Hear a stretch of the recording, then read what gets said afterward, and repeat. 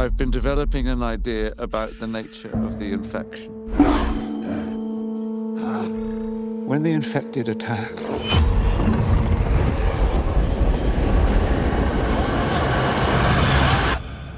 what do they see?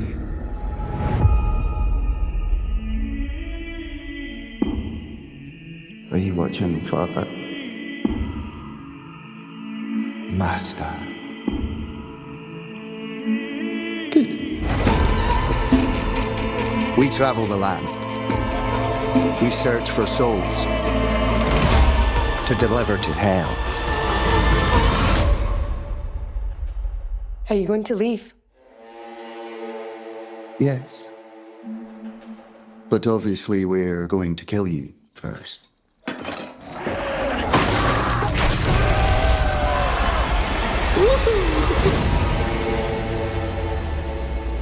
I haven't feared my life ending for many years. But today, I'm in a bit of a bind. And you're in a bit of a bind too.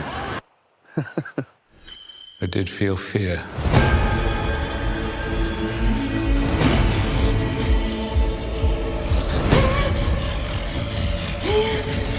Now, a leap into the unknown.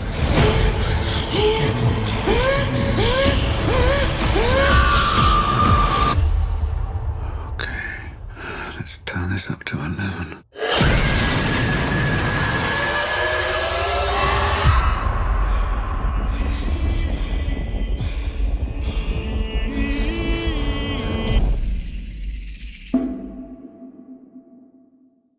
Hello, everybody, and welcome to the latest episode of Fresh Cuts. This is Mike. Joining me, as always, it's Mr. Venom. What's going on, Venom? Greetings and salutations, naked infected people. Yeah, I'm doing pretty well. How the hell you doing? I'm doing good.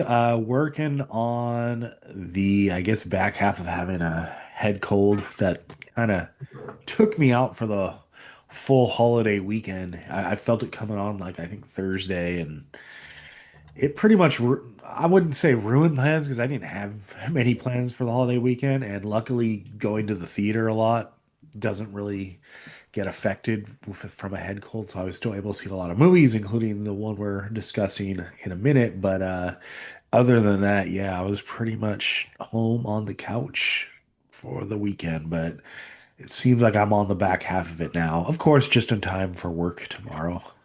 It's how it goes. But also with us, it's Don and Allie. What's up, Don? Yeah, what's going on? Always happy to be here. All right, so tonight we will be discussing the second entry or the middle entry, 28 years later trilogy. This was a pre-planned trilogy, and this is our middle entry, The Bone Temple. So let's see what IMDb says. As Spike is inducted into Jimmy Crystal's gang on the mainland, Dr. Kelson makes a discovery that could alter the world. All right. So, I'm assuming everyone listening is kind of up to speed with 28 days later, the first entry. So, let's get our general thoughts on The Bone Temple. Venom, you're up first. What did you think of 28 days later, The Bone Temple? First and foremost, I will say that I liked this one a little bit more than the last one. I had a lot more issues with 28 years later as opposed to the Bone Temple. But having said that, the Bone Temple to me still is the story of two movies. One that I absolutely loved and one that I absolutely fucking hated. And I think anybody who knows anything about me is probably going to know which ones I'm going towards.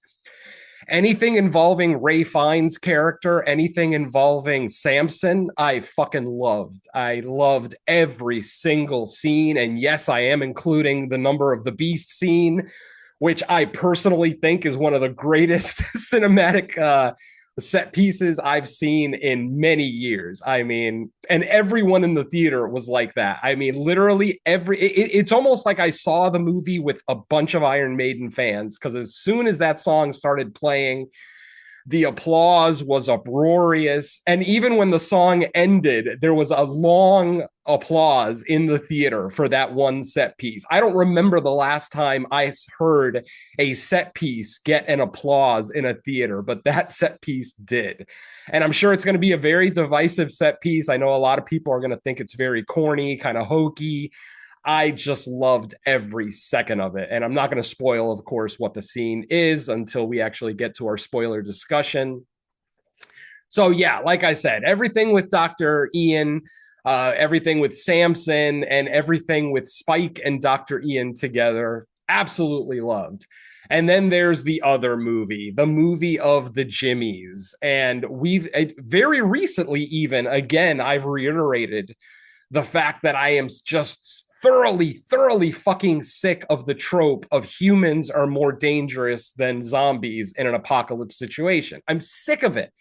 I mean, that element kept Parvulos off of my top 10 for 2025. That movie would have solidly been a top 10 for me if it weren't for the human antagonists in that film. And here we are again, where half of this goddamn movie is just about this group of assholes who just decides that they are the alpha group in this world and that they're going to do the devil's bidding, which also bothers the shit out of me because for those who don't know, I am an active member of the Satanic Temple. I am, a modern Satanist, and every little bit of conversation in this movie about Satan, or Old Nick, as they called him, was just ridiculous. And I just hated all of it. So yeah, like I said, anything involving the Jimmies. Now, I do want to say that, what's his name? Jack O'Connell as a villain is coming into his own. Obviously, he was the villain in all of our number one movies of 2025. Of course, Sinners,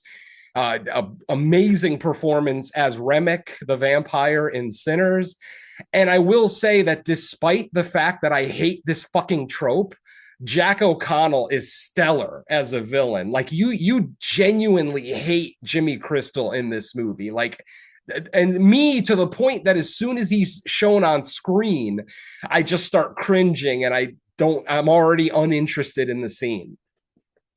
But ultimately, as I said, I did overall enjoy this movie more than the first one. I think everything with Ray Fiennes it just elevated this movie. I mean, if Ray Fiennes was a weird oddball character in the first movie, he is the driving force of this movie, of the second film. And I'm right there for it. I'm on board for all of it. Give me a movie of just Dr. Kelson and Spike and their little adventures, and I'm a happy boy. But obviously, that's not what we get here. Of course, the two stories do eventually collide, as is with most cinema. If it's going to have an A and a B plot, they are eventually going to meet up. And admittedly, once they did meet up, I was on board for the rest of the movie. Like once Jimmy's group actually arrives at the Bone Temple, I'm very okay with what happens, all the events that happen after that. So I will say that the majority of this movie did make me happy. Like I said, I enjoyed it a little bit more than the first one. And then another realization that I came to while watching this movie, I don't think I'm nearly as big a fan of Danny Boyle as I thought I was. Like, Danny Boyle has that frantic shooting style that he did with 28 Days and 28 Years Later. Don't forget, he did not direct 28 Weeks Later. He only wrote it. But something about his film style, when it first came out, I thought it was innovative. It was different. But now it seems passe to me, and it's dull. And I understand now on a deeper level why I like this movie a little bit better than the last one. And that's because I like Nia DaCosta better as a director. I like her film style. I like her long shots, her long drawn out shots, something that Danny Boyle doesn't really do in his films. And of course, Nia DaCosta, director of the Candyman remake. She also directed a very underrated Marvel movie, The Marvels, a movie that got panned by so many people, but I legitimately think it's one of the better second tier Marvel movies out there. But of course, that's a conversation for another podcast, so I'll leave that alone. But yeah, overall, I gotta say, I like the Bone Temple at least a full step more than 28 years later. I'm starting to realize that I'm not as big a Danny Boyle fan as I thought I was. I'm not the biggest fan of his writing to begin with anyway, but again, I'm not here to really pan anybody's writing because the writing in this movie is very well done. Despite half of this movie being basically that trope that I hate, the scenes were still watchable. They were still fun. They were tense. Like, the farmhouse siege was a very tense scene, even though I'm just cringing the whole scene because I'm just, again, sick of that fucking trope. I can still see how well the scene was put together. Both director, editing, sound design. Like, I'm really, really liking Nia DaCosta's direction lately. So, yeah, I'm going to leave my general thoughts as I enjoyed this movie overall. I give it a higher rating than the last one, but I'm still just so thoroughly sick of that trope of how dangerous humans are in these worlds that if you're going to give me a movie where half of it is that trope, I'm going to say something about it. I'm not just going to let it slide no matter how well the movie is made. So yeah, for whatever it's worth, I did like this one a little bit better than the last one, and I'll get into more in-depth details once we get to our spoiler conversation. So I'll leave my general thoughts at that for now. All right, Dawn, your general thoughts on the Bone Temple. All right. Once again, it's kind of hard to follow Venom when I pretty much agree with everything he said. Trying to think of something to actually add to the conversation here, but yeah, it's really hard to do that just because it's really, really obvious just how utterly innocuous and inane that whole trope is. The whole setup about how the two come together. I mean, it was one of the big issues that we had with the first film where the whole genie gang is just absolutely stupid and ridiculous on so many levels, and then to get a whole film involving them together, it really just drags the film out. It makes it really hard to stay invested in what's going on. And yet, whenever we switch away back to Dr. it Kelson Kelsey Yeah, Ian Kelson. Nelson. Yep. Kelson. Okay, yeah. I for some reason his accent made it sound like Kelsey. Either that or my stupid Swifty coworkers are complaining about him again. But either way, yeah. Whenever we're with Dr. Kelson, yeah, he's fun. He's energetic. We get a little bit more about him and how he survived just based on the different experiments he's doing, and it's really interesting and it's really quite fun. And I really like being around him. He comes off as like a weird oddball kind of a person in the first one, but exploring him a little bit more in this one and learning how he works, how his whole setup has come together and how he's managed to survive. I really like the way that we get in depth with him, and the contrast between the two scenes is very, very apparent. Zombie scenes are, again, they are what they are. I'm not going to say that it's great by any means. I mean, there are a few nice standout set pieces here. And it is actually kind of cool to be able to say that not since 1985 has there been a top 10 list of the year with two zombie films in it. So, although, of course, in 1985, that was the end of the year list, whereas 2025, it's 3 weeks into January. But c'est la vie. Yeah, there's not much I can genuinely add to it that Venom has already covered. You know, a, One half of the film is utterly obnoxious and unenjoyable and just really difficult to sit through, playing on a trope that has long since passed its sell by date and is really, really, really shoehorned into a film just to try to take away from the zombies. And then half of a film that's kind of fun and interesting. And explores an idea that really I'm far more interested in as to how you were able to survive in these kinds of situations and survive in this type of chaotic world order. I really want to see more of that rather than, oh look, it's a bunch of douche lords running around the wilderness killing zombies for sport. Wow, how interesting. Yeah, I really want to see a little bit more of that in the third installment. Of course, again, I also like to see more zombies, but I mean that's besides the point. But yeah, it's not really where I can come up with much of anything else to add. Slight bit better than the original, just because we have a little bit more time with Dr. Kelson, and I really like his scenes a little bit more. But yeah, the amount of time we spent with these human protagonists, the less interested I am in the film. So um, yeah, I really can't think of much else to add. Again, not only having seen it once doesn't help that much either. But yeah, unless I can think of something else that you guys are chatting about, I guess I'll just say back to you, Mike. Before Mike jumps in here, I do want to interject that were there zombies in this movie? Like I actually forgotten that there were zombies in this movie until Don mentioned it. Like there's literally two scenes in this whole movie that That's what I was saying. actually, Yeah, they're not yeah, that impressive. But then when we do get them, the two big siege scenes aren't that bad. It's just you want no, more no. of them.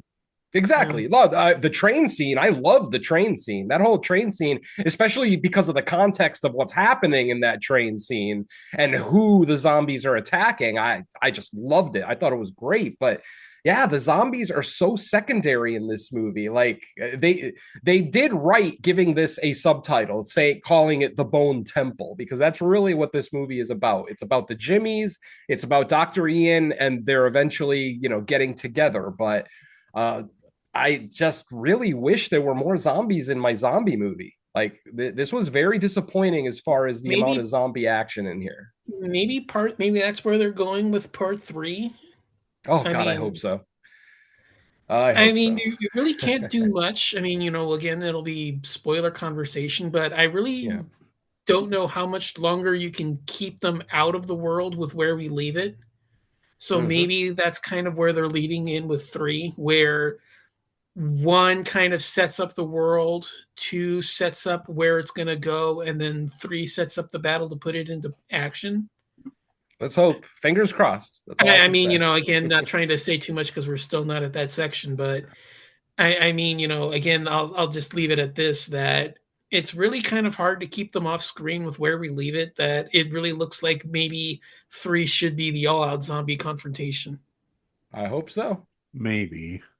I don't. But yeah, yeah, either way, back to you, Mike. I'm not convinced because I don't really think these are zombie apocalypse movies in the sense that like 28 Days Later is. I think if you look at the setting and we're I was gonna say 30 years in, but technically 28, I think A, we're kind of out in the middle of nowhere.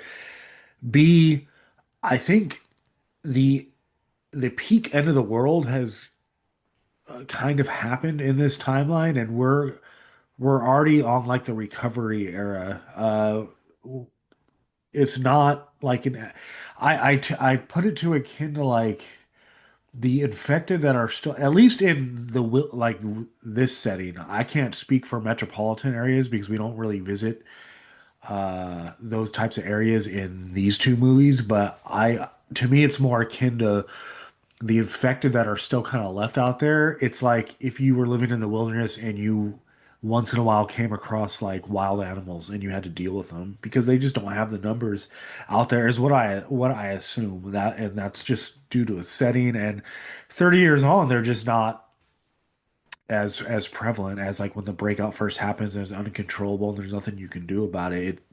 But anyways, that aside, that's why I think that these aren't zombie heavy movies to begin with because I just think they're not supposed to be in that sense. But as far as this one, yeah, I liked it way more than you guys. I had no issue with the Jimmies. I thought while the Jimmy's being introduced in the way they were introduced in the at the end of the first one was kind of like a weird tonal way to leave off the movie.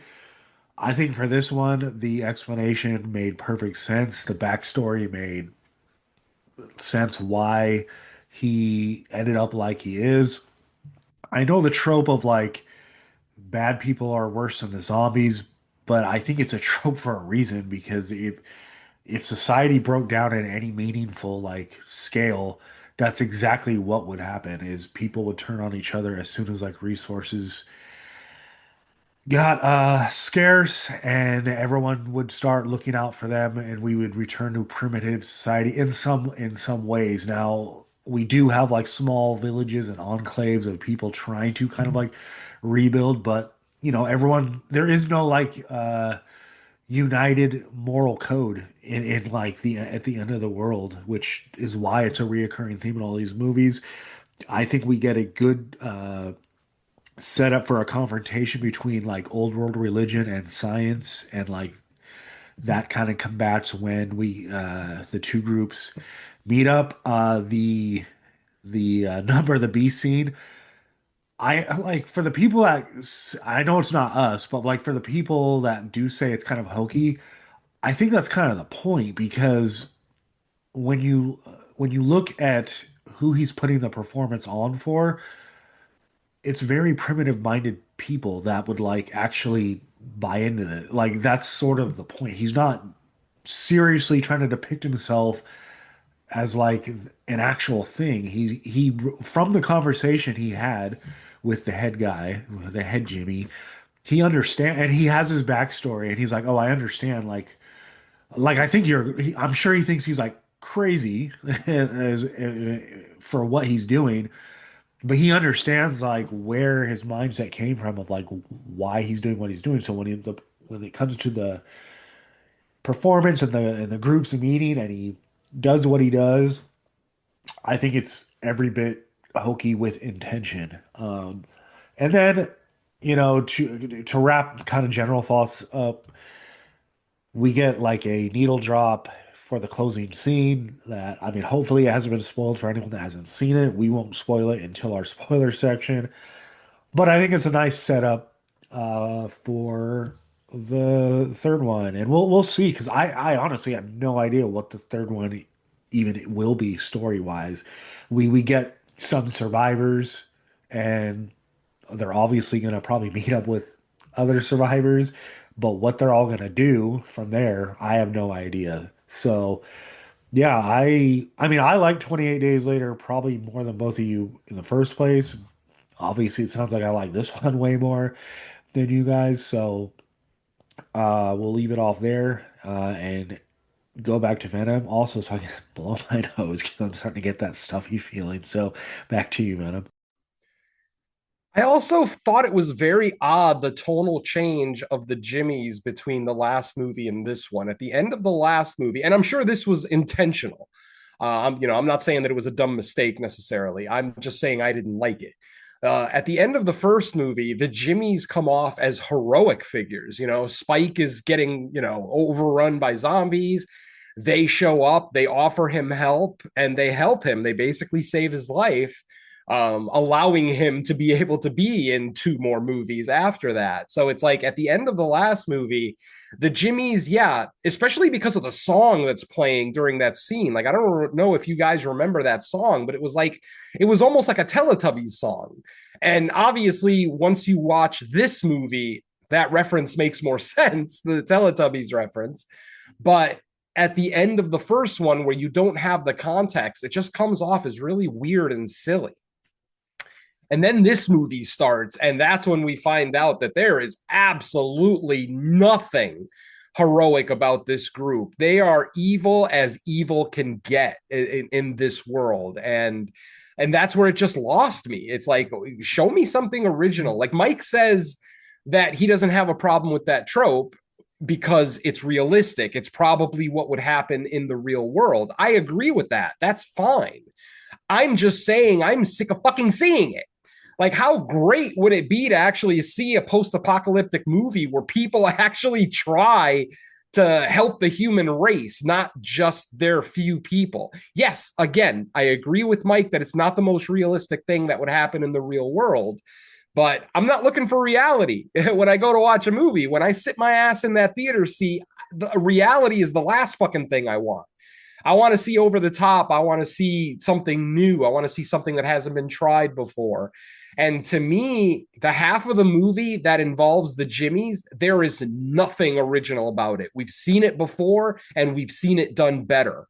Like, I'm sorry, as long as we live in a world where George Romero and The Walking Dead existed at any point, the humans are more dangerous than the infected trope has been done to perfection. Doing it again is just, I don't know, it's the equivalent of remaking a movie that didn't need to be remade. Like, why remake The Exorcist when it's a fucking 10 out of 10 when the original is damn near perfect, at least to a lot of people? So that's my issue with it. It's just a trope that I'm sick of. I fully admit that Nia DaCosta did that trope better than some others that I've seen, especially recently. Like I said, I brought up Parvulos recently, the Spanish kind of post-apocalyptic movie that came out at the end of 2025, which I do still recommend people see if you can handle subtitles, or if you understand Spanish. But it's just a trope that I'm sick of seeing, like I said. And I understand that tropes are tropes for a reason, because they worked. They worked for years, and then they become tropes. I mean, the jump scare worked for decades, and then in the 80s, they just fucking lived on the jump scare, and now it's a trope. I mean, granted, the jump scare has been a trope since well before the 80s. But it's just the example that I'm using is like, I understand why tropes become tropes. It's kind of like in the business world. Like, people might want to talk shit about companies like Starbucks or Amazon because they're so fucking gigantic. But guess what? They weren't gigantic when they started. They built themselves up. They built franchises, and then they became the companies that they are now, the evil empire, as a lot of people like to call them. So, you can hate Starbucks all you want, but apparently they make a decent cup of coffee because they went from one coffee shop in Seattle to the biggest coffee providers on the fucking planet, practically, or at least in this country anyway. I'm not sure about the rest of the world. So my whole point is, I understand why tropes become tropes, because they work for more people than they don't work for. But I'm still a podcaster. I'm a free man, and I'm going to voice my opinion. And that's a trope that I'm fucking sick of. I'm just sick of it. I want to see somebody do something different. Now, having said all that, and I've already said this, I still like what DaCosta did with this movie. I like what she did with the Jimmies. The farmhouse siege was very brutal, very intense, atmospheric. It was just a really, really well done set piece. But it was a set piece done around a trope that I'm sick of. So that's all I'm saying, is that if you're going to put in tropes in these movies that I personally am sick of, and obviously tropes work differently for every viewer. Mike doesn't, some tropes don't affect Mike the way they affect me, or some tropes that Mike hates, I probably don't mind so much. You know what I mean? So, tropes are very much, dependent on the viewer. But for whatever it's worth, you're going to do a whole movie or half a movie based on a trope that I hate. I'm just going to hate half the movie. It's that simple, despite DaCosta's great job directing. Go ahead, Mike. No, I would say the reason it works for me in this movie specifically, because obviously, yeah, in most zombie apocalypse movies, you're you're kind of gonna get some type of play on like people are being evil. The reason why I thought it worked and was well done in this movie is because we actually get a backstory. He doesn't like these characters aren't just introduced and then are crazy for no reason. And like where in a lot of similar properties, it's just like, oh, we ran into a madman and he's just a madman because hey, the world changes people. This one, we got a concrete explanation and valid reason why the head Jimmy thinks like he does and is acting like he is. And to me, that supports the trope in this movie. I'm going to disagree with valid reason. Obviously, your definition of valid reason differs from mine. To me, Jimmy's just crazy. I mean, if as a little kid he saw what he saw at the beginning of 28 years later, because if you guys remember, the cold open of 28 years later is Jimmy as a kid, and so we saw his origin story. The fact that he walked away from that scene thinking what he thought, to me, is just insane. It's just insanity. Yes. Which is Trauma fine. to a kid can turn you insane. That's what I'm saying. To me, it's valid. I don't know. It's a reach for me. Let's just say that it's a reach. Especially the fact that we're now what many. Well, I don't know if the cold open at the beginning of 28 years later was actually 28 years previously. Like if it was literally the beginning of the rage virus apocalypse, but if Jimmy has lived in this world for 28 years, I just still can't believe that that's his thinking. Unless this is a mentality that he developed only over the last couple of years, because that's the thing. We don't see Jimmy as a teenager. We don't see him as a young adult. We just see him as a little kid at the beginning of 28 years, and now we see him as the full-fledged cult leader that he is. And I don't know, that transition is a little, how can I put it, shaky for me. Like I wouldn't mind seeing more about Jimmy. I would have liked to have seen maybe his early years during the apocalypse. Like, how did he survive? Well, see, now you're asking for a Jimmy movie. Right, because I would almost care. That's the point, is that if all you're going to give me about the backstory of Jimmy is what we got at the beginning of 28 years later, and then his little spiel to Dr. Kelson when he gets to the Bone Temple, then I'm gonna disagree with Mike and say, no, I don't think it's valid at all. I think it's just, ridiculous and over the top. And again, there's a place for it, and that's fine. I'm sure a lot of people are gonna praise this movie. In fact, every review that I watched on YouTube has been positive for this movie.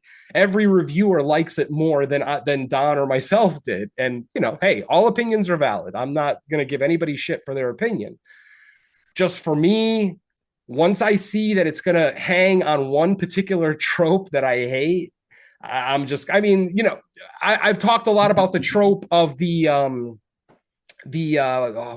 do I put it? The suspicious spouse, or the unhelpful spouse, the spouse that doesn't believe when his wife says, I saw a ghost in the house.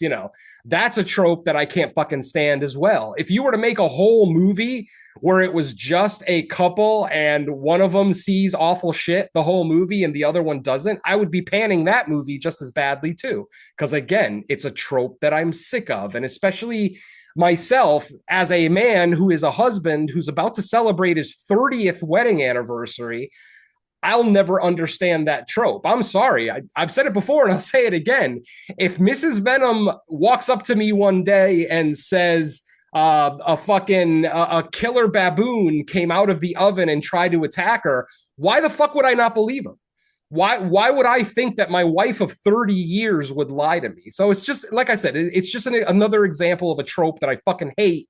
And if you were to make a whole movie, if Scorsese were to make a whole movie about that trope, I would still hate it, because I hate the trope. It doesn't matter how good the movie is. So, again, I'm trying to be as forgiving as I possibly can, because the movie is incredibly well made. I will fully admit that. Even the Jimmy scenes that I hated were still well done. They were tense. They were atmospheric. I still really enjoyed them. It's just in the back of my head, it's just picking at me that, here we go again. And then the whole time, I'm just like, where are the zombies? The whole fucking movie, I'm like, are there zombies in this movie? Like, I don't think we got any until that train scene there. Or no, we got a little bit with the Jimmies when they first started traveling and they ran across like a couple of little pockets of zombies. So basically, it was they're sprinkled in. But yeah, they're sprinkled in. But I think that's the intent. I don't think like that. I think this movie is set in a timeline where there just isn't hundreds and thousands of zombies anymore. At least, which doesn't make sense to me. But that doesn't make sense because people are still catching the virus. We see somebody in this movie catch the virus, so the virus is still spreadable. How are there not more zombies? That's what doesn't make sense to me. Well, there's also not that many people, period. Like, right. I understand that. But again, so you're telling me that the army sent out people into the woods to clear out all the zombies? Like, this is a very unpopulated area. If there were zombies here, especially considering they're attracted to noise, So once one zombie screams, all the local zombies are going to come running out. It just really irked me that there weren't that many in here. That's all I'm saying. You know, I'm not saying that it was a good choice, a bad choice, whatever. It just bothered me on a personal level. This is still 28 years later. This is still the 28 Days Later franchise. There's a certain expectation that we have for, and Boyle set that fucking expectation. He set that expectation by giving us that great movie to start. The good movie, the second one that I know he didn't direct, but I still really enjoyed, and so on and so forth. So I don't know. I really just, I don't like the farmhouse scene. How did all that noise that they make not attract even one fucking infected? Explain that to me. A literal tank of propane exploded and not one zombie shows up. This is what I mean is like in one scene, somebody could step on a twig and 3 zombies show up. But then in this scene, a gas tank explodes and no zombies show up. That's what I'm talking about. That's inconsistency that bothers me. I want to see consistency in my zombie movies. If you're going to establish that it is a zombie / infected movie, then fucking give me that movie.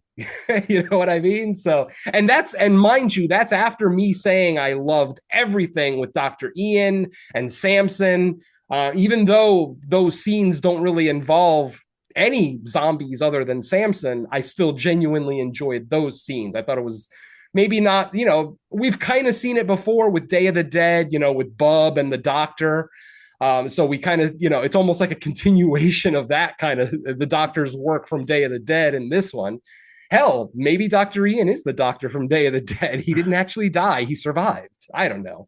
But the point is, it is a good movie. I'm not going to deny that. It is a good movie. It is very well made. It's bordering on great, even.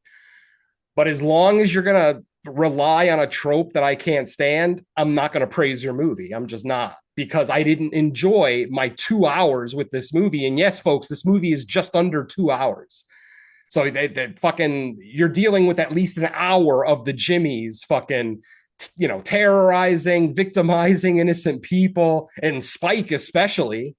Like, even though I was happy with the result of that first scene with Spike, Spike's initiation into the group, it just felt like, see, and that's another reason that just shows that Jimmy, the real Jimmy, is not a very good leader. He literally had that fight. And well, that might dip into spoilers, so I'll keep that under my hat until we get into the spoiler conversation. I would agree he's not. I mean, he's he is terrible. It's basically children being led by adult child. I mean, exactly. No. Thank but you. I mean, but I think that's the whole point. Yeah, I mean, but I think that's intention. That's what's supposed to be depicted.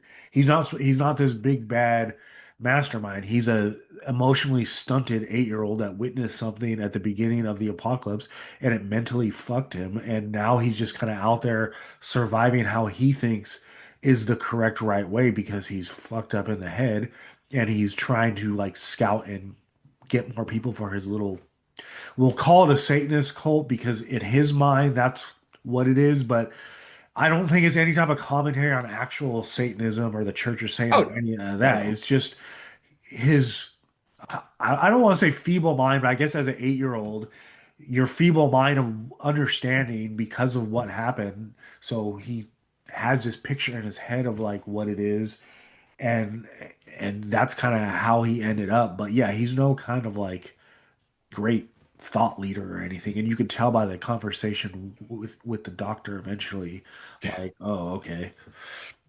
I mean, again, I agree with everything you say, but it doesn't mean I have to like it.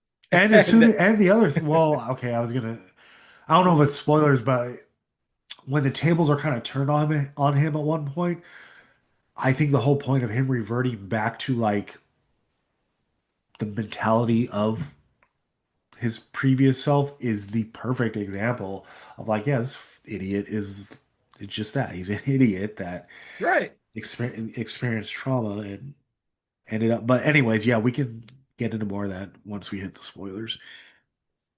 If well, need be. honestly, I don't really have anything else that isn't spoilers to discuss. In all honesty, I mean, Not very many kills, but the ones that we get are pretty good. You know, some decent amount of gore. We get, once again, we get Sub-Zero's fatality for old Mortal Kombat gamers. You remember Sub-Zero's spine rip. We got it in the last movie, and we got it again this one, but we also get the additional scene after the spine rip that really changes a lot of how I look at this world, which again, we'll get into here during the spoiler section. So I guess I'll turn it over to my co-host. If you guys have anything else non-spoiler to discuss, I guess we can start talking spoilers. Gentlemen? Yeah, I'm good. Yeah, let's do it because I want to kind of give some context to, so I'll consider this the start of spoilers. Yeah. So going back for like the franchise as a whole, I was a huge fan of 28 Days Later, and 28 Weeks Later kind of took a dip for me. I thought it was entertaining still on like a basic level, but one thing I didn't like about 28 Weeks Later is it felt like they were kind of like shifting how the kind of virus works, what the behaviors of the infected potentially are doing. The reason I don't have an issue here is because, like, to me, the timeline of 28 weeks is way too soon for any type of like, what do you call it, mutations or changes. But now Sure. we're just about 30 years on. The doctor has been experimenting, and he's obviously running his experience with his medicines and all that. To me, at least it's more understandable that almost 30 years in, you have a surviving doctor who obviously knows what he's doing.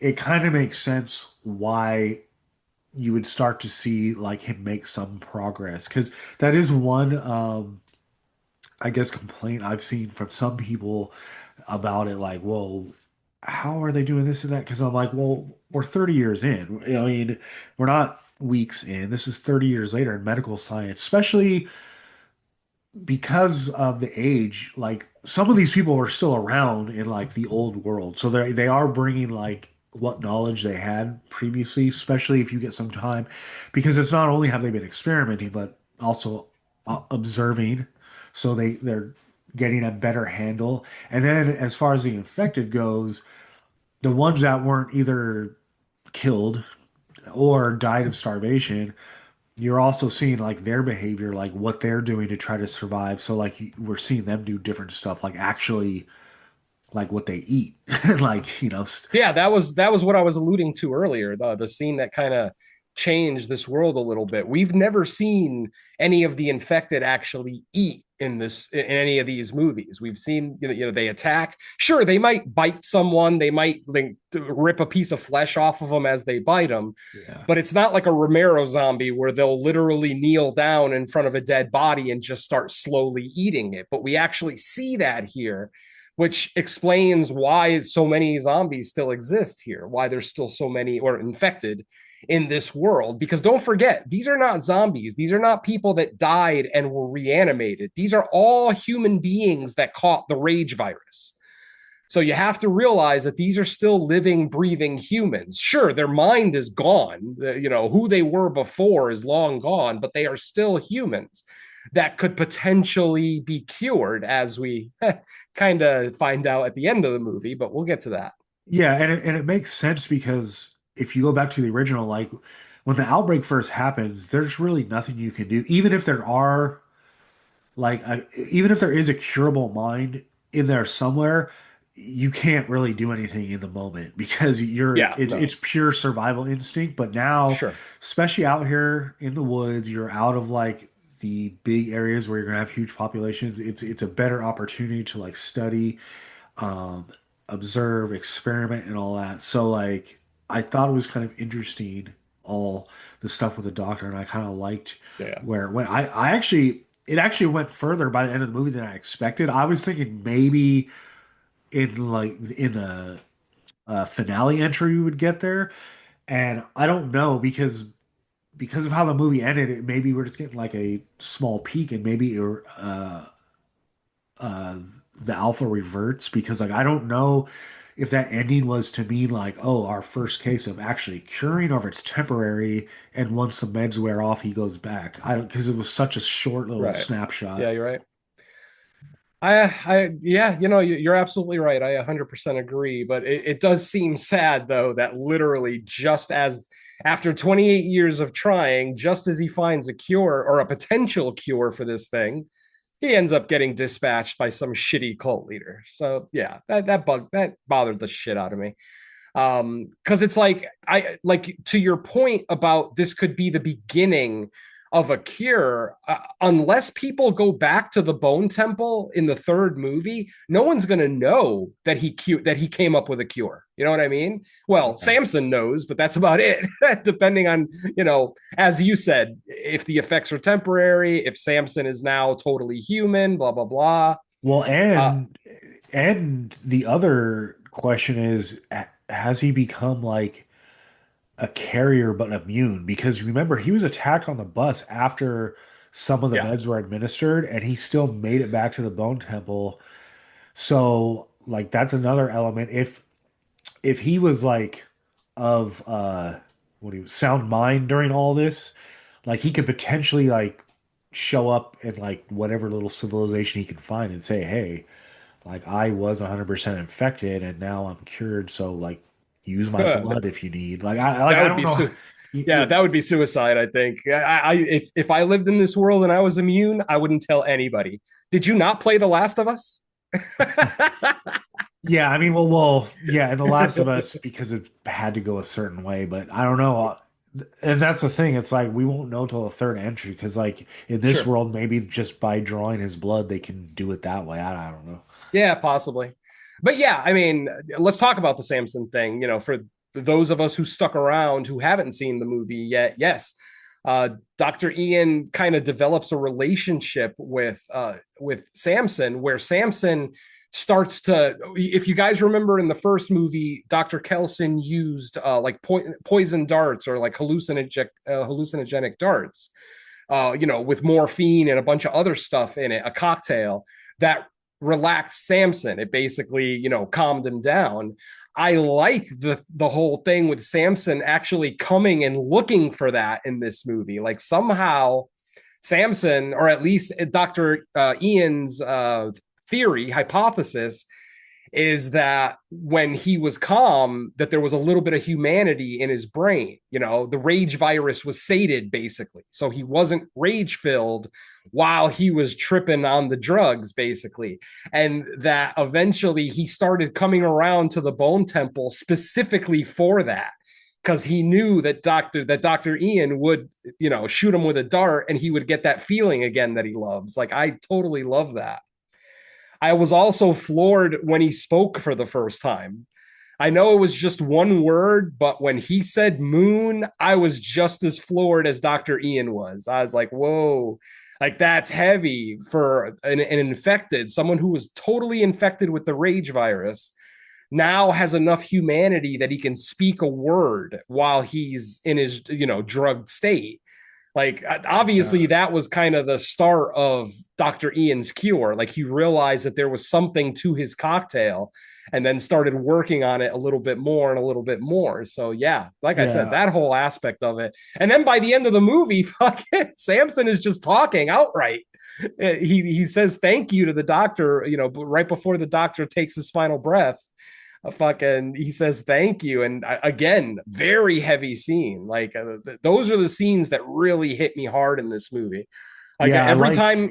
Oh, go ahead. I was gonna say I like the fact that the doctor observed like because rage is almost like a feeling that he's like, let me try to treat it with like psychosis drugs too, Yeah. because if I can tame the mind, that maybe that's where it's festering. And I like the touch that like in that train scene when he's starting to like when the virus is kind of like receding or calming, the Uh-huh. other infected started to view him as no longer infected and like Exactly. Well, once he that was spoke, cool. remember he said, "Oh, I don't have a ticket," I think is what he said, because he was having a flashback to when the virus started, and he was a little kid and he was on a Yeah. train. But then he came out of the hallucination and out loud says, "Oh, I don't have a ticket." And that's when the zombies attack. Like, Did once. you? Uh-huh. When that first happened, did you think, "Oh no, that's the end of Samson"? Yeah, I thought they were Oh, gonna rip him absolutely. apart. I totally thought I mean, because it's like, yeah, Samson is a big, strong guy, but I figured without the rage virus, he's not going to be able to defend himself against like 8 to 12, fully infected adults. Well, But yeah, because they're not trying to fight him; they're just trying to like bite the shit, like tear off his foot. yeah, So I'm like, "Fuck, dude, Samson's gone." exactly. But man, oh, and by the way, whoever said that Samson is not naked throughout this movie lied to us. He's literally clothed for one scene.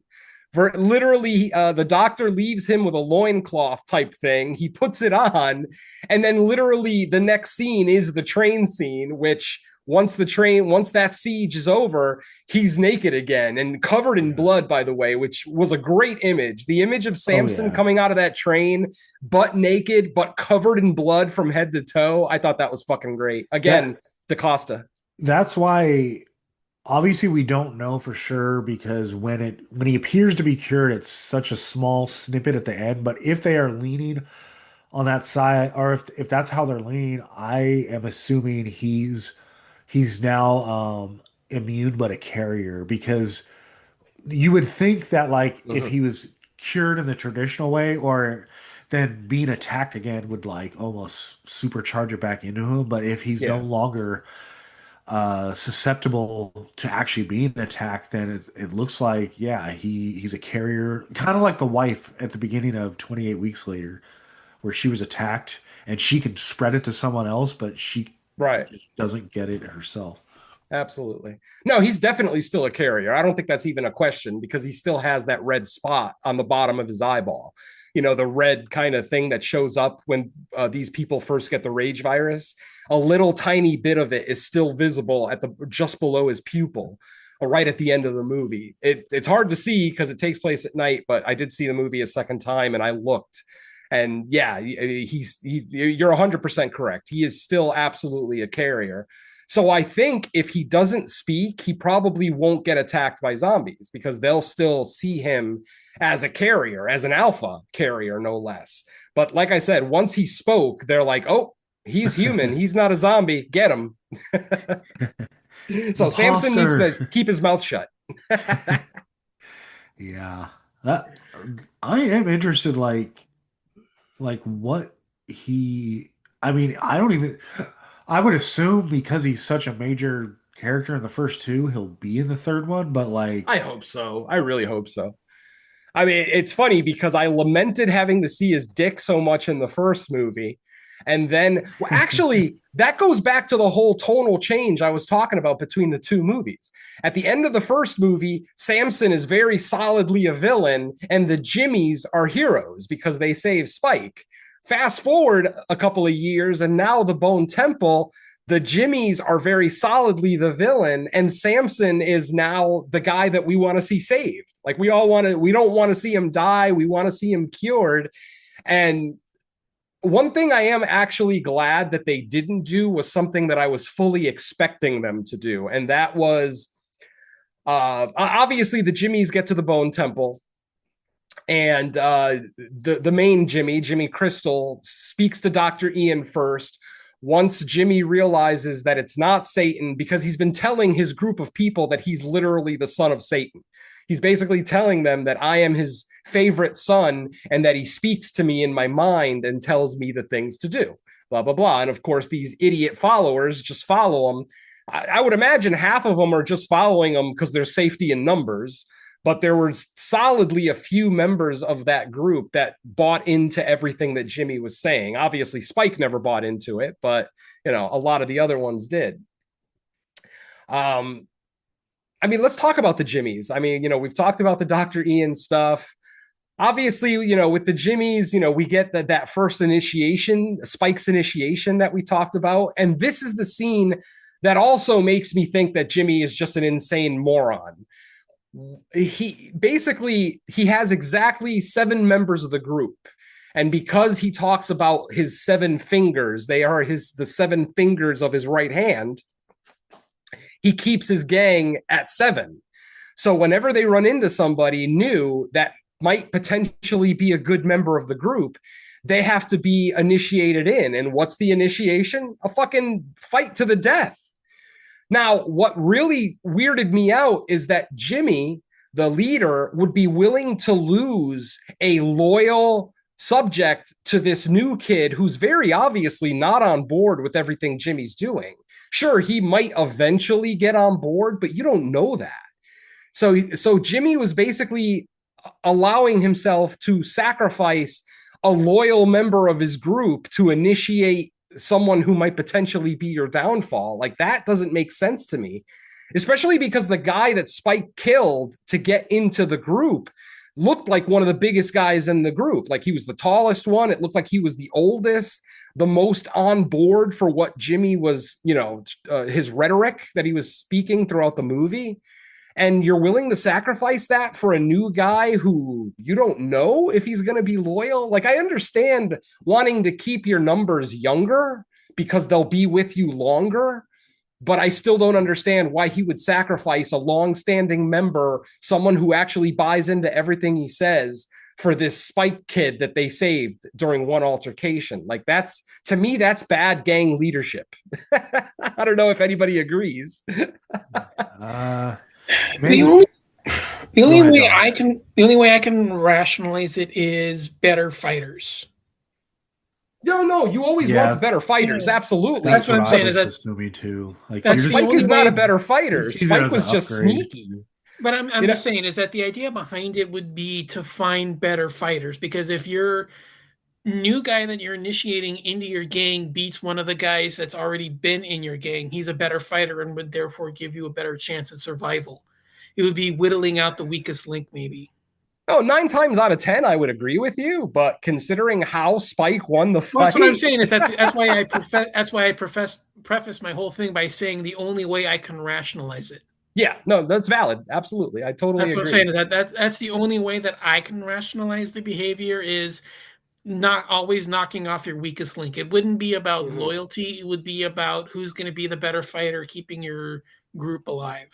Yeah, like if I was Jimmy in this movie, I would still be okay with keeping the 7 fingers, but I would still allow other people to join the group.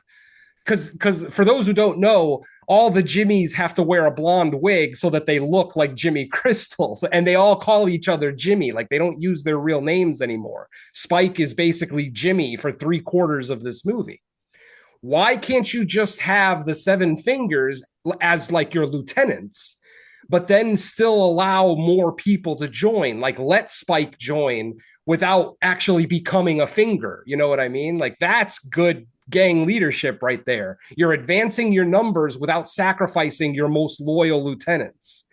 That's what I'm thinking more like a mob boss, I guess. And maybe that's the wrong mentality to have during a zombie apocalypse, but if you're a gang leader, the whole point, the bigger the gang, the bigger the gang, the more likely you're going to be targeted.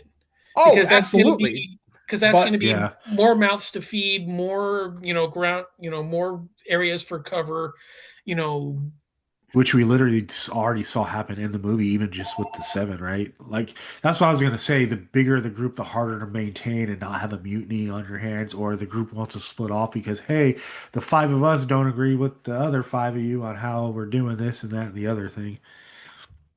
Right. But considering how ruthless and just uncaring Jimmy Crystal is, nobody, who the hell would try to overthrow him? Or just, people would try to leave. They would try to escape, like Spike did on more than one occasion in this movie, where he tried to leave the group, but kept getting caught, or just changing his mind and returning to the group. And the whole time I'm thinking, why doesn't Spike just go home? Like, that in the back of my mind, I'm like, Spike actually has a home that is safe from the infected, where his father is still there waiting for him. And it's like you actually prefer to live in this world out with the Jimmies than just be home and be safe and be an asset to that group of people. Like, why try to be an asset to a bunch of wannabe Satanists when you could go home and do good for good people? And, again, it's easy to say that when you're sitting in a theater seat and you're not actually in the situation. So I understand there's going to be some variables that, I'm not aware of. But man, the whole time I'm just like, Spike, go home. Just fucking go home and hope that you don't get followed. Because if the Jimmies follow you to your home, then you might be fucked. Yeah, that's why I assumed he didn't just try to up and leave is A, what would they do to him? But B, if he actually made it home but was followed, like what would they do to like his family or Well, his that could be a great scene. That, it could have just been an additional awesome scene that we get in the movie. So I don't know. Maybe they're saving it. Well, no, I can't imagine they're saving it for the third one because there's no more Jimmies. Yeah. Yes, all of our Jimmies are gone. By the end of the movie, the final two surviving Jimmies are Spike, of course, and Kelly, the girl who kind of helps him adjust to being a member of the Jimmies. And they both go back to using their original names by the end of the movie. And then we get the epitaph, the final scene, which kind of brings the whole franchise together. We're right back to where we started, in the sense that, yes, there were a lot of rumors before this movie came out on whether Cillian Murphy would actually make an appearance. Well, we can confirm that, yes, he is absolutely in the final scene of this movie. After Spike and Kelly escape, or not escape, but after they leave the Bone Temple, because there's no one to escape from at that point, all the Jimmies are dead, though I'm not 100% convinced that our main Jimmy is dead, because I live by the cinematic rule of, if I don't see them die, they're probably not dead. So yes, he is crucified on an upside down cross at the end of the movie. And yes, it's implied that he's attacked by an infected while he's crucified, but that's all we see. And I don't like making Oh, assumptions. Yes, maybe. I thought it was Samson that No, that wasn't flashed briefly. Samson. Oh, okay. No, that was a woman. That was a female infected Okay. that attacked them. No, Samson walked away with Dr. Ian's body in his arms.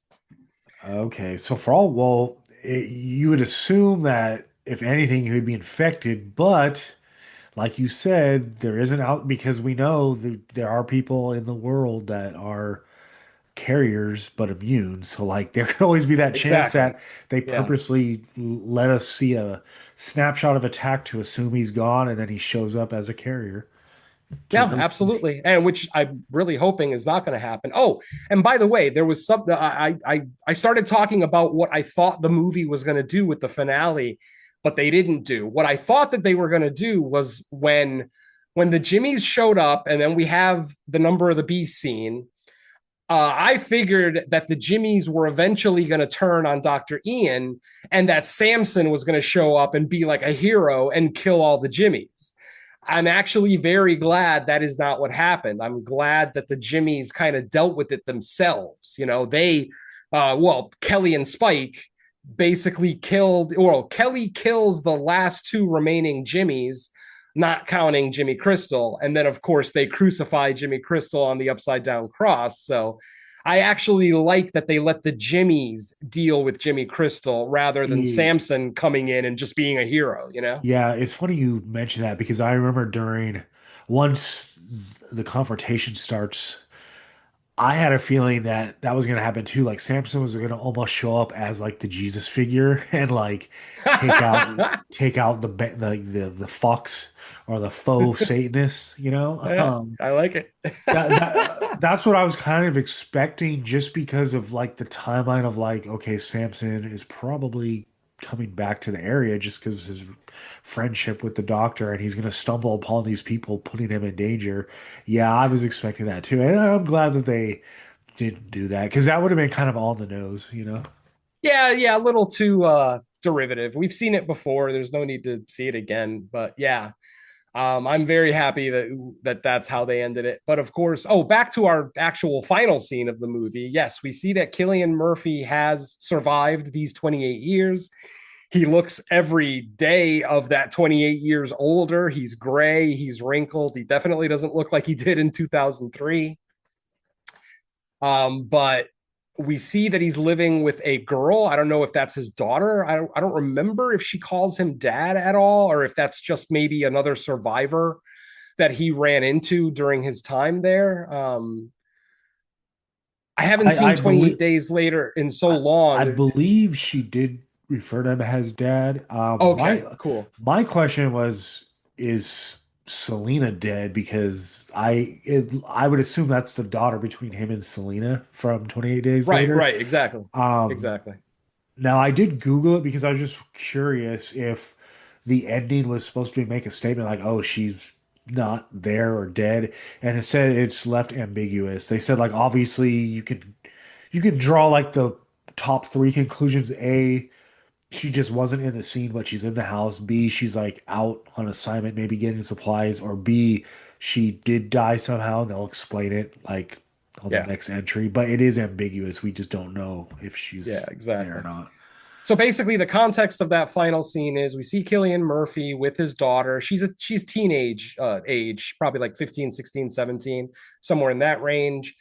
He's giving her a history lesson, which I kind of like. I like that somebody in this apocalyptic world still cares to educate, the youth and make sure that they know what the world was like Preserve what you before. can. Yep.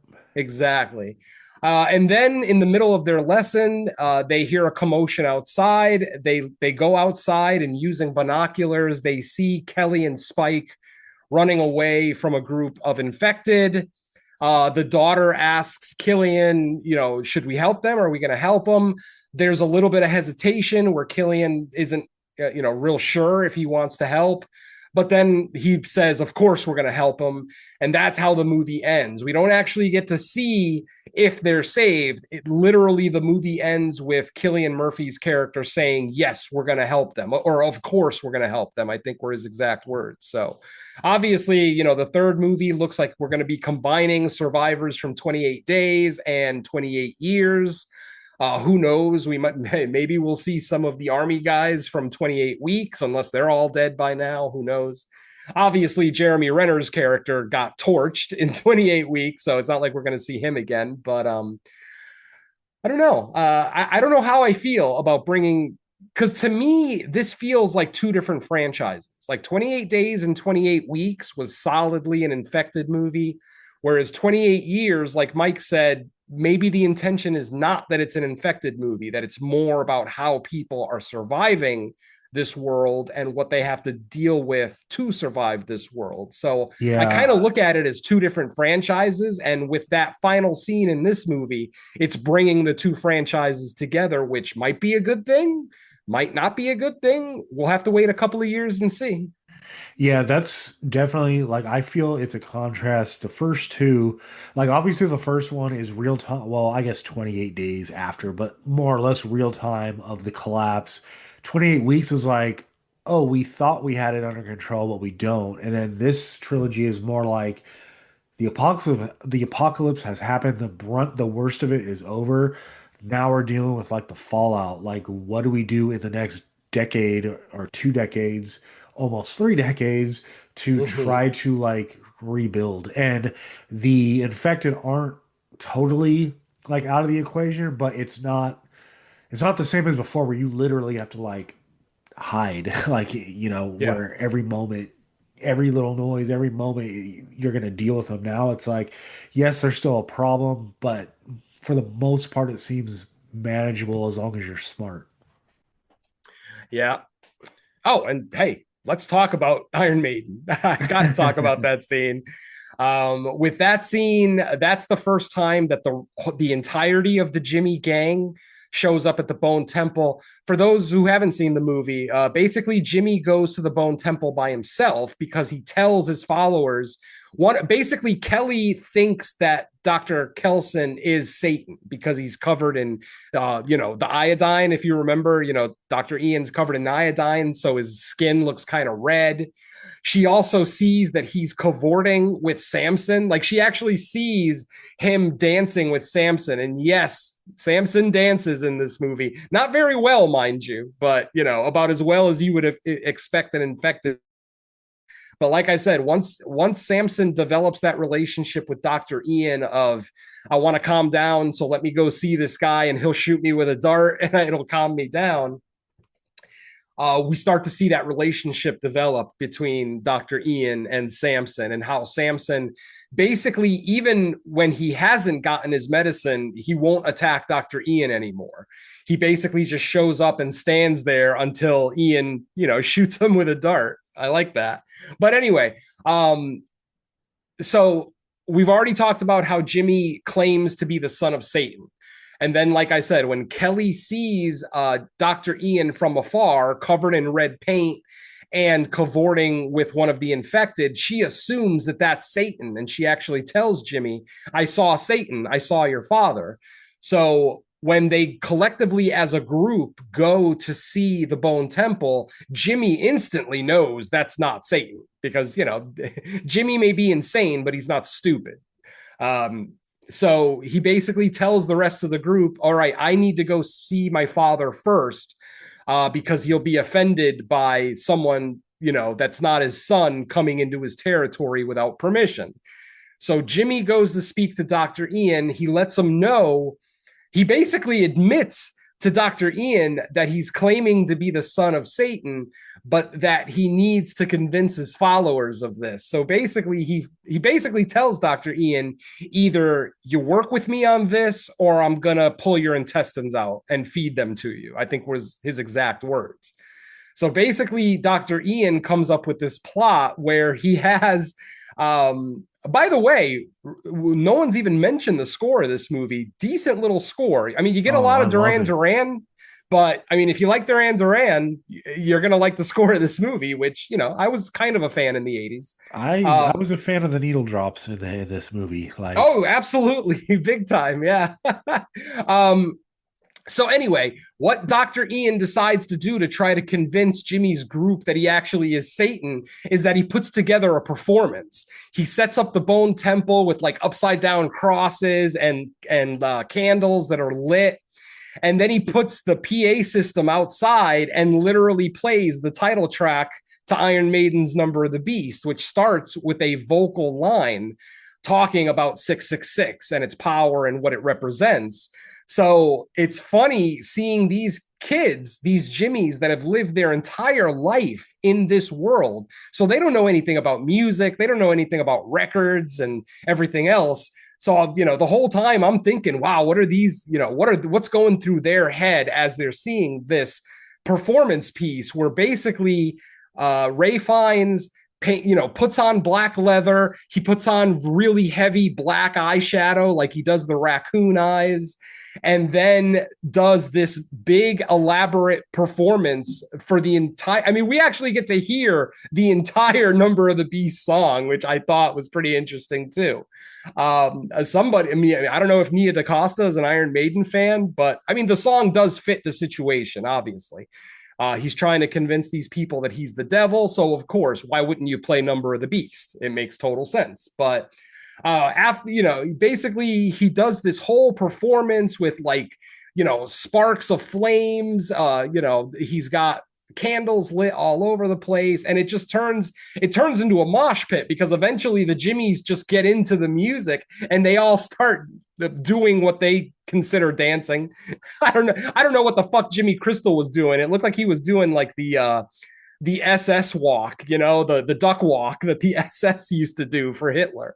I like I said, very, very crazy scene. Yeah, but it's kind of like them getting hype with no context of what people do with metal music. Like it's exactly. Yep. It's goofy but understandable. Oh, I mean, to me, I don't even think it was goofy. I mean, granted, I'm a fan of Iron Maiden, so maybe I'm a little biased. Like maybe if you've never heard that song before, or you know you never listened to heavy metal in the 80s, maybe that scene doesn't work as well. I don't know, but for me it absolutely worked. It was great to see, you know, some classic 80s British heavy metal, you know, in a 2026 movie. It's always welcomed, and yeah, it worked for me. So for whatever it's worth, I mean, you have to experience it yourself to really decide if you're going to like the scene or not, because ultimately, I can even see some Iron Maiden fans thinking that the scene might come off as a little hokey, whatever. So I would love to hear more opinions, you know, of people in that specific scene, because personally, I loved it. The way that it was shot, it wasn't shot in that frantic, shaky cam, Danny Boyle style that we're used to with these movies. You know, Nia is her cinematographer definitely is much more even keel, not as many close-ups, not as many like lens flares, you know, things like that. So you could definitely tell that, you know, Danny Boyle didn't direct this one, though he did still have his grubby little hands in it as he is executive producer. along with Alex Garland, the writer of this franchise as well. So yeah, like I said, I love that scene. It's going to work for a lot of people. It's not going to work for a lot of people. But regardless, under the context of what's happening in that world, the scene is great. I fucking love it. And then, of course, eventually Jimmy turns on Dr. Ian because Dr. Ian he basically says that whereas Jesus was able to save the Christians, he wasn't able to do it until he was crucified. So he literally tells the other Jimmys to crucify Jimmy Crystal. And that's when the ruse kind of gets undone and Jimmy ends up stabbing Dr. Ian.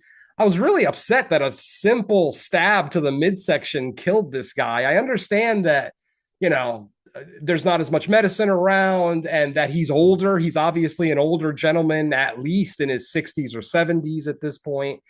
But man, a single, and it wasn't even a big knife. It was just like a, what do you call it? A switchblade. What's that? Like a 4 or 5 inch blade. And yeah, he stabs him once. He doesn't die right away. Thankfully, it definitely takes him some time to bleed out. But that's the other thing too. He's a doctor, and at no point did he try to get something for the wound, because I feel like he could have saved himself, But again, it's movies, we got to allow it. I think I'm just upset that Dr. Ian's gone and that we're not going to see him in the third movie. Because thus far, he's been my favorite part of this trilogy is Ray Fiennes' character and Spike on a secondary level. I do like Spike's story, despite it getting kind of intertangled with the Jimmys in this one. I still am interested to see what happens to Spike. I'm still, rooting for him to get back home to his family. The kid has a living family. I mean, granted, it's just his dad and the adopted, baby zombie, not non-zombie from the first movie. But yeah, I'm sad that that's probably part of the reason I'm not looking forward to the next one as much as maybe Mike, because knowing that my favorite character is not going to be in it kind of upsets me. But, I'm still going to be open to it. We're still going to watch it opening weekend. We're still going to review it. So yeah, that's about all I got to say about the Bone Temple. Like I said, I did enjoy it a little more than the last one. So hopefully if the next one continues that trend of being slightly better, maybe I'll finally praise one of these movies.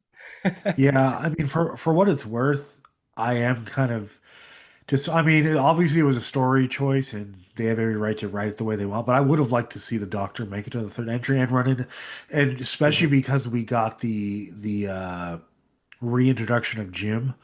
I would have liked to see the Doctor and Jim kind of meet up eventually and share their survival stories, because they've both been through it and came out the other side. Yeah. Unfortunately, the Doctor met his demise in a different way, but yeah, it sucks. But it also sucks because that's the end of the Bone Temple too. He was the only one who was adding bones to that thing, so it's not like Samson's going to do it now, and I doubt Spike will do it. I mean, Spike and Kelly are solidly they've left, so yeah. I mean, hopefully they find the Bone Temple in the third movie, and maybe they find the Doctor's notes so somebody can continue his work, because he did basically find a cure. I mean, that's basically what's implied with Samson's end in this movie, is that he is now at least partially human again. He can think, he can make decisions, he can speak. He may still be a carrier. He may still have moments where his rage maybe takes over a little bit more than it should, but at the very least, the Doctor was on the right path to a cure. And if that's the end of that path, that would be sad. So, fingers crossed that we at least do see the Bone Temple again in the third one. Yeah, for sure. But yeah, that's probably everything I have for this one. I'm glad that it's a little bit better. I'm glad that the trajectory is on the rise, as opposed to, many other horror franchises where the trajectory goes down on the quality of the films. But yeah, I am on a mild level still looking forward to the next one, just because, Cillian Murphy's back, and Spike hopefully will have a little bit bigger part in this one, the next one, as he did in this one. And maybe we'll learn more about Kelly too. I would imagine there's no way we won't get a backstory for Kelly. So who knows? like I said, just fingers crossed that the quality continues rising. All right. I guess with that, do you have anything you want to add before we close it out, Don? I'm trying to think. I mean, yeah, it's pretty much like you guys have been saying, so I don't really have much else to add. All right, cool. Well, that's probably going to wrap up our discussion on the Bone Temple then. But before we get out of here, Venom, anything new to report on? I have absolutely nothing to report. We were scheduled to record the latest episode of Creature Comforts this weekend, but once again, we had a last minute cancellation. So hopefully, this coming weekend, I'll get the latest episode of Creature Comforts recorded, and we already have plans to get together for the main show. So it's going to be a big podcasting weekend for me. But as far as anything new, no, just we're still last episode of Creature Comforts, episode 45 is still our review of Troll 2 out of Finland. And or wait, Finland or Norway? Norway. Yeah, it's Norway, my bad. That's still our latest episode, so it's going to be a little bit before we get the next Godzilla Final Wars review out, but obviously I will keep everyone posted here. And yeah, that's about it for me. Nothing much on the podcasting front right now. All right, cool. How about you, Don? Yeah, same here. Not much. Waiting around to get the latest Creature Comforts recorded. Several of my guest spots have been postponed, so waiting around on those. Okay. As far as I go, yeah, nothing new. Uh, beginning of the it feels like there's like a lot of horror to talk about, but it's all like new stuff and bunched up and not stuff for like other shit. It's like stuff specifically to discuss on this show, but we only do one a week, so we can't cover everything that's coming out, which is it sounds weird for a January, but that's kind of how it is. I Um, actually am very surprised with January over the last few years. Like, it was always called a dumping ground for, low budget or maybe not high quality horror films, but I mean, last year we got The Wolfman in January, which did end up in my top 10. Obviously, this year we've already had, this movie, and I'm looking forward to Send Help next week. That looks like something that I might be into. I did accidentally see the trailer for Send Help when I went to see The Bone Temple, but it's not like the eh, trailer gives you that much. So and it's R-rated Raimi, so exactly, the return of R-rated Raimi. So I don't want to say how could it be bad, because Hollywood generally doesn't disappoint when you're wondering how something can be bad. Hollywood will find a way to make something bad. So fingers crossed that Send Yeah, Help, let's is not a make it a return to challenge. form. What's that? Let's not make that a challenge. No, no, no, definitely not. But fingers crossed regardless. So yeah. yeah. And then I think at the end of the month, Iron Lung is one of them, but I think there's another one too. I just can't remember what it is because we got 2 weekends left in January still. Oh, we still got Send Help. The Strangers is the week after that. Ugh. Oh, by the way, The Strangers Chapter 3 opens the same day as Dracula. I'd rather do Dracula than The Strangers. I'm so sick of this Strangers franchise and what they've done to it since the original.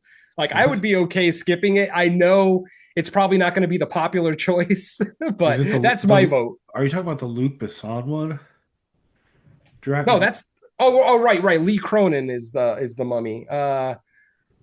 Yes, Okay. Dracula opens February 6th.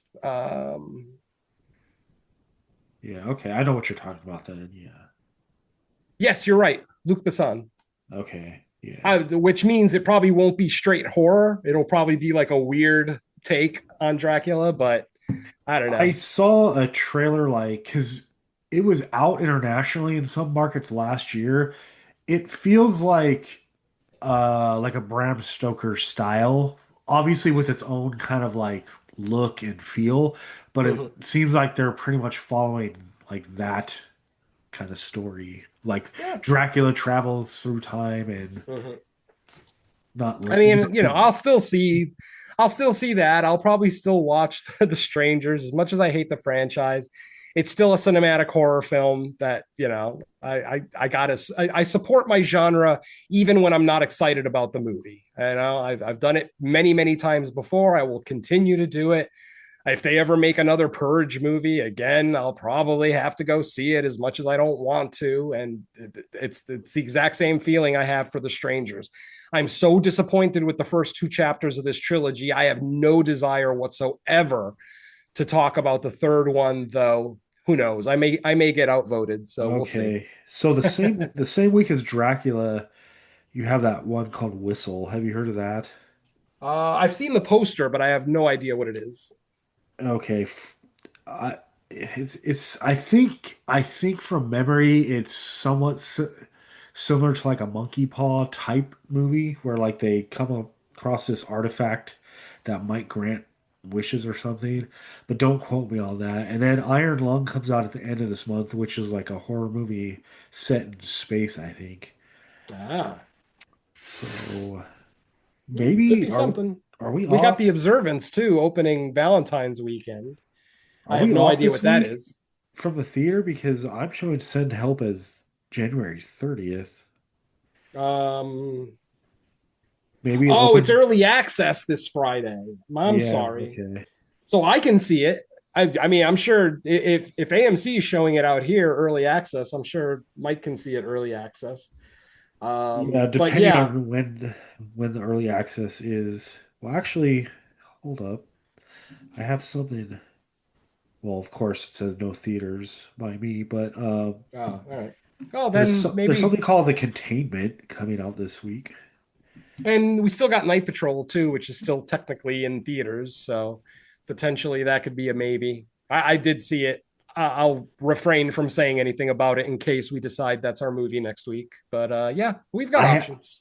I haven't seen it only because the Regal I go to was only doing 9:30 p.m. showings, but I did like follow some ratings and like each day the rating kept dropping and dropping. I was like, oh, so the more Oops. the people that see it now we're starting to get actual reaction to it. All Hey, right. I could Well, be a rare person that likes it, but who knows? But if that's all we have to fall back on for like a week, we can do it. I'm not opposed, but the we'll figure Megadeth it out. documentary opens this week too.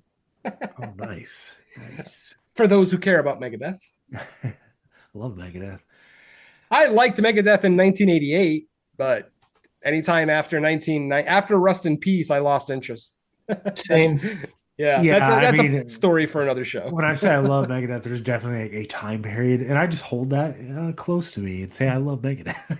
that's hey, nothing wrong with that. I mean, I haven't listened to Iron Maiden in well over 15 years, but I still consider them one of my favorite bands of my life just because they were my favorite band all through high school, beyond high school, blah blah blah. So it wasn't until I discovered like the really heavy stuff in the early 90s that I really kind of started to go away from basic heavy metal, the Iron Maidens and Judas Priests of the world. Yeah. All right, cool. Well, that's gonna wrap up this episode of Fresh Cuts. And next episode will be something. We'll figure it out. And that I'm said, pretty it'll be a horror movie. Let's yeah, let's oh just say yeah, that. that's the one promise you can count on. All right, that said, let's say bye to our listeners. Later. Put some damn clothes on these naked zombies, for fuck's sake. Yeah, we don't need proof how alpha you are. Peace. Shit.